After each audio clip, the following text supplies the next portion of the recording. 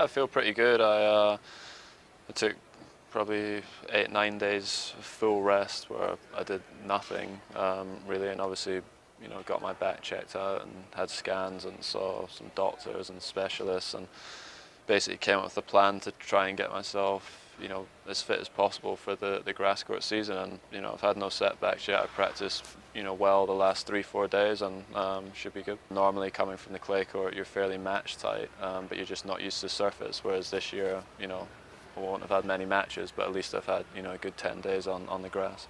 And I played well in the slams and the big events since Wimbledon last year. I'd made 3 slam finals, and if I would have been able to have had a good run at the French, it's not often you get to compete in 4 slam finals in a row. So that's why it was disappointing for me, because that was a goal of mine. I trained really hard on the clay this year to try and give myself the best chance, and my back just wasn't good enough to be able to compete properly.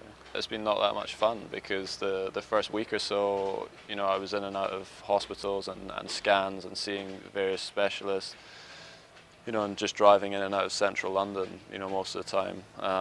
And then, once I was able to get back on the court and in the gym again, then yeah, I've just been training. I was doing 3.5-4 hours of rehab every single day as well. So that kind of took priority, because if I didn't use the time wisely, then I could have hurt my back again here or at Wimbledon, and I don't want that to happen again. Yeah, I mean, I've watched a lot of tennis, watched a lot of other sports, watched a bit of boxing. There was a big fight on a few weeks ago with Froch and Kessler.